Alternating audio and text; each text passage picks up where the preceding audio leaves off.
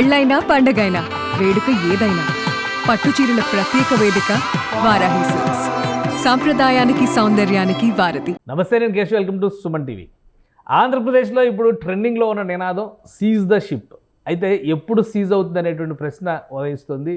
కాకినాడ కేంద్రంగా జరుగుతున్నటువంటి ప్రతి వ్యవహారం వెనుక ఒక మాఫియా ఉందని చాలా బలంగా అధికారంలో ఉన్నటువంటి కూటమి నాయకులు ఆరోపిస్తున్నారు. ఇందులో నిజమెంత, అలానే చర్యలు తీసుకోవడానికి కేంద్ర ప్రభుత్వం సిద్ధంగా ఉందా? ఎందుకంటే పోర్టు ద్వారా జరుగుతున్నటువంటి అక్రమ రవాణా విషయంలో దేశ భద్రతకి ముప్పు వచ్చేటువంటి అంశాలు కూడా ఉన్నాయని డిప్యూటీ సీఎం పవన్ కళ్యాణ్ పదే పదే చెప్తున్నారు. ఈ అంశాలు విశ్లేషించేటువంటి ప్రయత్నం చేద్దాం. మనతో పాటు బీజేపీ అధికార ప్రతినిధి రవికిరణ్ గారు ఉన్నారు. రవికిరణ్ గారు నమస్కారం. నమస్కారం సార్, కేశవ్ గారు. రవికిరణ్ గారు, కాకినాడ కేంద్రంగా, మీరు కాకినాడ వాస్తవ్యులు, కాకినాడ కేంద్రంగా రాజకీయం నడుస్తుంది మొత్తం. అసలు ఏం జరుగుతుంది? కొంతమంది ఏమో షిప్ని సీజ్ చేయమంటారు, కొంతమంది ఏమో అసలు పోర్టునే సీజ్ చేయాలంటున్నారు. ఏం జరుగుతుంది?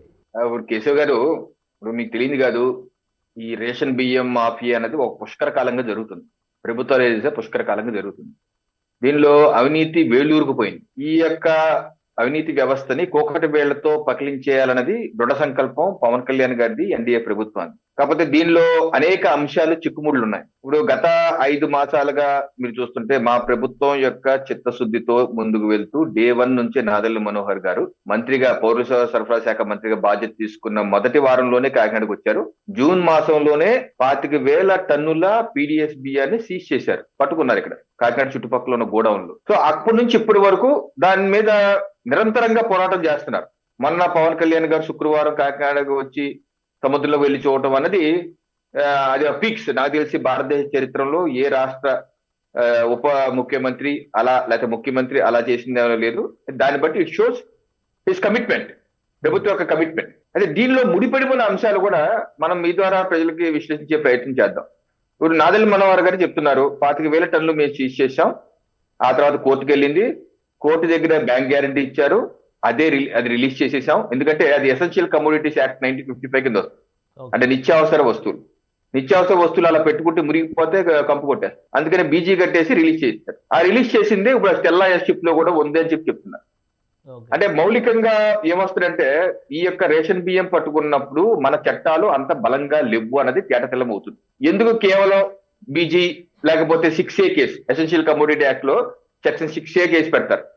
6A అంటే ఏంటంటే చిన్న కేసు, అది కలెక్టర్ కోర్టులోనే, మ్యాజిస్ట్రేట్ దగ్గరే కోర్టుకు కూడా వెళ్దాం, జిల్లా కోర్టుకి వెళ్దాం. కలెక్టర్ ఫస్ట్ మ్యాజిస్ట్రేట్ కింద ఆయన రిలీజ్ చేసే అవకాశం ఉంటుంది.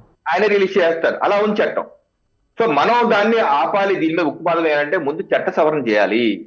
చట్ట సవరణ చేసి కఠినమైన చట్ట. ముఖ్యమంత్రి గారు ఏమంటున్నారు, భూ కబ్జాలు చేస్తే పీడీ యాక్ట్ పెడతా ఉంటున్నారు. అలాగే రేషన్ బియ్యం అమ్మటం కొనటం నేరం, ఒకవేళ చేస్తే పీడీ యాక్ట్ పెడతారా? లేకపోతే పట్టుకున్నటువంటి గోదాముల్ని మొత్తం ఆక్షన్ వేసి అమ్మేస్తారా? పట్టుకున్న లారీని మొత్తం ఆక్షన్ వేసి అమ్మేసేస్తారా? ఏం చేస్తారన్నది కొత్త చట్టం చేసి ఈ యొక్క మాఫియాల యొక్క వెన్ను విరిచి చట్టం చేయాలి. చట్టం చేయాల్సింది ఎవరు? కేంద్ర ప్రభుత్వానికి సంబంధించి లేదా రాష్ట్ర ప్రభుత్వం చేయాలి? రాష్ట్ర ప్రభుత్వం, కేంద్ర ప్రభుత్వం సంబంధం లేదు. ఇదో కేంద్ర ప్రభుత్వం గింజ రైతు దగ్గర నుంచి కొనేది కేంద్ర ప్రభుత్వం. ఆహార భద్రత చట్టం ఉందండి, నేషనల్ ఫుడ్ సెక్యూరిటీ యాక్ట్.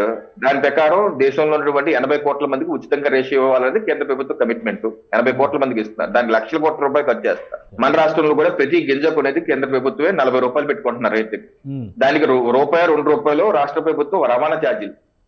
ఆ తర్వాత అది మిల్లర్కి ఇస్తారు, సిఎంఆర్ రైస్కి ఇస్తారు, సిఎంఆర్ ఎఫ్సీఐకి ఇస్తారు. ఎఫ్సీఐ నుంచి మళ్ళీ పేదలకే వెళ్ళిపోతుంది. మన కాకినాడ జిల్లాలో కొన్న బియ్యం కాకినాడ ప్రజలకే వెళ్ళిపోతుంది. సో అదంతా రాష్ట్ర ప్రభుత్వ రెస్పాన్సిబిలిటీ. కొనటం ఇవ్వటం వరకే కేంద్రం, దాని కష్టం మిల్లికి ఎఫ్సీఐకి ఇవ్వటం, మళ్ళీ ఇవ్వటం రాష్ట్ర ప్రభుత్వం. ఈ చట్టాలు చేసుకుంటే రాష్ట్ర ప్రభుత్వం. సో ఈ పీడీఎస్ బియ్యాన్ని అక్రమంగా రవాణా ఆపాలి అంటే ఏ రకమైన చట్టాలు చేయాలనేది రాష్ట్ర ప్రభుత్వం చట్టం. కానీ అంటే అధికారంలోకి వచ్చినప్పటి నుంచి దాదాపు 55,000 మెట్రిక్ టన్నులు లెక్క చెప్తున్నారు. రకరకాలుగా రాష్ట్ర వ్యాప్తంగా సీజ్ చేసినటువంటి సివిల్ సప్లైస్ బియ్యం. కానీ కేసుల విషయంలో కానీ, చర్యలు తీసుకునే విషయంలో కానీ ఎక్కడా కూడా ప్రోగ్రెస్ లేదు. అంటే ఇవన్నీ కూడా కలెక్టర్స్ ఆదేశాల మేరకు మళ్ళీ రిలీజ్ అయిపోతున్నట్టుగానే చూడాలా? ఓన్లీ హడావుడిగా సీజ్ చేయడం, మళ్ళీ రిలీజ్ చేయడం, అంతే జరుగుతుందా రాష్ట్ర వ్యాప్తంగా ఈ 5 నెలల్లో? మీరు జర్నలిస్ట్ కదా సార్, పుష్కర కాలంగా ఒకసారి గుర్తు చేసుకోండి. ఏ దాంట్లో అన్నా సరే రేషన్ బియ్యం పట్టుకున్న దాంట్లో పలానా వాళ్ళని అరెస్ట్ చేశారు, పలానా వాళ్ళు జైలు శిక్ష పడింది, ఎప్పుడన్నా విన్నారా మీరు? లేదు, ఇదివరకు లేదు. ఏం లేదు కదా, ఎందుకంటే చట్టం లేదు. ఓకే. అందుకే వదిలేస్తారు, వచ్చేస్తారు, ఏమి అవ్వదు అక్కడ. అందుకే చట్టాలు చేయాలంటున్నాను. మీరు ఎంత నేను అన్నాను, నేను అందుకనే పవన్ కళ్యాణ్ గారికి కవి ఈ యొక్క వటవృక్షాన్ని విషవృక్షాన్ని పెకలించి వేసే సత్తా కేవలం పవన్ కళ్యాణ్ గారికి ఉంది, మా ప్రభుత్వానికి ఉంది. నరేంద్ర మనోహర్ పనిచేస్తారు. ఇప్పుడు ఉదాహరణ మీకు చెప్తాను, సీజ్ ద షిప్ అని. సీజ్ అవుతుందా లేదా? షిప్ సీజ్ అవుతుందా లేదా చెప్పండి. షిప్ సీజ్ అవుతుందా లేదా? అదే అన్న, ఇప్పుడు వరకు సీజ్ కాలేదు. దానికి ఏంటంటే మీకు మీ ద్వారా వీక్షకులు చెప్పేది సాంకేతికమైన సమస్యలు ఏంటి చెప్తాను. ఇప్పుడు కాకినాడ పోర్ట్ లోనే ఆగస్టు 5వ తారీఖు నాదెళ్ల మనోహర్ గారు వచ్చి ప్రెస్ మీట్ పెట్టి ఇక్కడ కాకినాడ పోర్ట్ బయట ఈ యొక్క రేషన్ బిల్ వెళ్ళకుండా చెక్ పోస్టులు పెడుతున్నామని చెప్పి అన్నారు. చెక్ పోస్టులు పెట్టారు. ఆగస్టు 5వ తారీఖు నుంచే ఉంది. ఆ తర్వాత ఇంకో 2 చెక్ పోస్టులు కూడా పెట్టారు. 3 చెక్ పోస్టులు ఉన్నాయి మొత్తం పోర్టులకు వెళ్ళకుండా. మరి 3 చెక్ పోస్టుల దగ్గర ఉన్నది ఎవరు? రాష్ట్ర ప్రభుత్వ పోలీసులు, పౌర సరఫరాల శాఖ, రెవెన్యూ సిబ్బంది ఎందరూ ఉన్నారు కదా. మరి ఎందరని దాటి పోర్టులకు ఎందుకు వెళ్ళింది? ఎలా వెళ్ళింది రేషన్ బియ్యం పోర్టులకు వెళ్ళటం? మరి దీని వీళ్ళ మీద తీసుకున్న చర్య ఏంటి? ఈ రోజు మా జిల్లాకు సంబంధించిన డిఎస్ఓని ట్రాన్స్ఫర్ చేశారు అంతే. ప్రసాద్ గారు ట్రాన్స్ఫర్ చేసింది రాష్ట్ర ప్రభుత్వం. అది ఎంత పెద్ద ఫెయిల్యూర్ అయితే ట్రాన్స్ఫర్ అంటే సస్పెండ్ చేసి విచారణ ఎందుకు చేయరు? సస్పెండ్ చేయాలి కదా, విచారణ ఎందుకు చేయరు? ట్రాన్స్ఫర్ చేసి మెయిన్ ఆఫీస్కి రమ్మన్నారు. అదొక ల్యాబ్స్.